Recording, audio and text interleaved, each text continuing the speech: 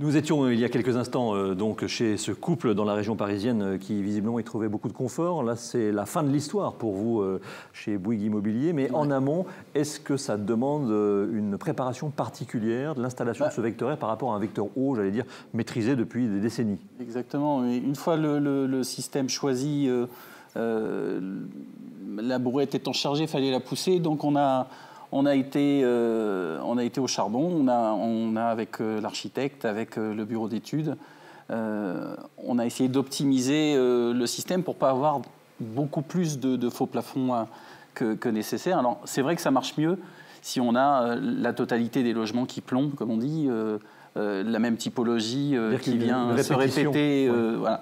Ça c'est l'idéal. Si on a une distribution qui est autour d'une entrée, d'un dégagement qui sont compacts, c'est l'idéal.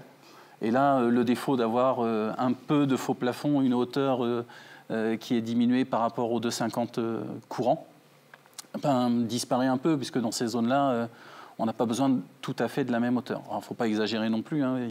C'est mieux si on a quelques centimètres de plus. Mais ce travail-là, il est à faire, et il est à faire de manière assez précise.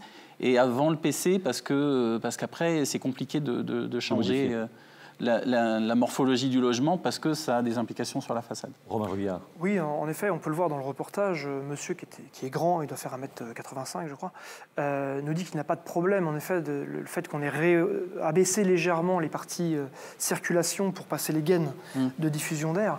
Mais il est vrai que, voilà, on est sur quelques mètres carrés qui sont impactés par ça. Entre l'entrée et les différentes pièces de vie, franchement, le monsieur était ravi par cette solution technique. C'était pas un point noir pour lui que d'avoir le plafond qui est rabaissé. Comme vous le disiez, il n'y a pas de solution idéale, car pour le vecteur R, il y a besoin de beaucoup d'espace pour déplacer l'énergie, alors que le vecteur O, bon, un radiateur, l'émetteur, et puis quelques petits tuyaux, j'allais dire. Là, on est sur des dimensionnements un peu plus importants, d'où le fait de les mettre dans les plafonds, dans les faux plafonds.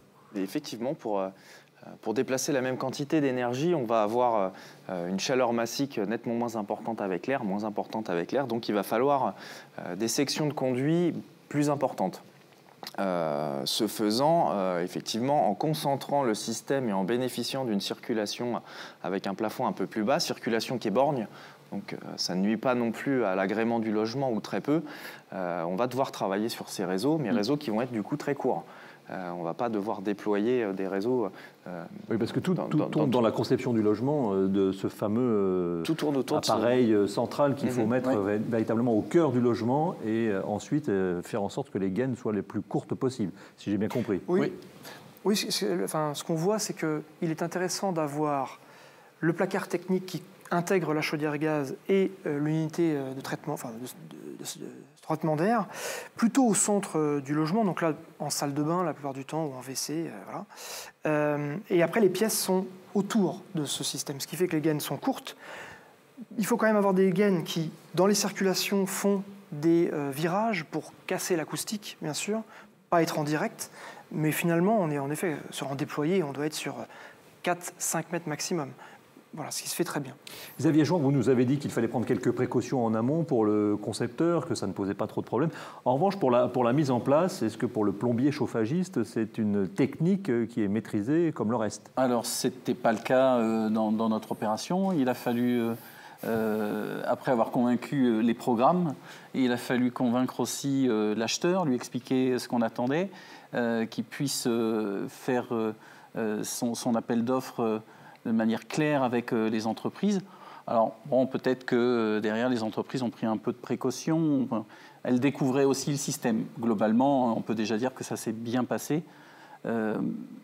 Mais encore une fois, sur cette opération, celle dont moi je parle, on en a vu une autre ici qui était plus classique, mais ce côté atypique avec des duplex, au départ, on pensait que ça n'allait pas marcher, et ça marchait très très bien. Le système, parce qu'un duplex, c'est compact, et ça répondait bien à la nécessité qui était la nôtre d'avoir le système en partie centrale et la distribution tout autour des pièces. Vous avez évoqué donc votre proposition, votre projet plutôt de 27 logements, on en a vu un autre. Est-ce que ça veut dire qu'il y a une taille critique de petits projets, de petites constructions, ou ça peut s'appliquer à tout type de bâtiments, de logements? moi, je ne vois pas de frein à l'appliquer à des bâtiments plus importants. Là, on parlait de chaudière gaz individuelle, donc d'une murale qui est dans un placard, tout simplement. Quand on a des bâtiments de plus grande ampleur, on peut aussi aller vers de la chaufferie collective. L'intérêt aussi de ce système, c'est qu'il a une grande réactivité, donc les surpuissances de relance, on va les minorer, voire les négliger, puisque le dimensionnement du système permet d'assurer cette relance sans avoir à chauffer un grand volume d'eau.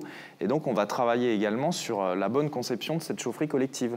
Le tout étant d'avoir un réseau eau chaude qui transite à proximité de ces placards sur lesquels on va raccorder cette unité de traitement d'air individuelle. Après, effectivement, on va peut-être parfois cumuler des hauteurs un peu plus importantes, ou si on l'accepte, abaisser les faux plafonds dans ces circulations et rester dans les mêmes gabarits, il n'y a aucun frein, et même au contraire, sur les grandes opérations, on a plus de répétitivité. Donc un travail de conception optimisé. Une fois qu'on a conçu un étage courant, on peut le développer sur les étages suivants. Donc moi, j'y vois aucun frein, et j'ajouterais juste un point. Quand on a de la production collective, on a du potentiel de récupération d'énergie renouvelable. Dans ce cas-là, on va vers des systèmes plus performants et vers les systèmes innovants de demain.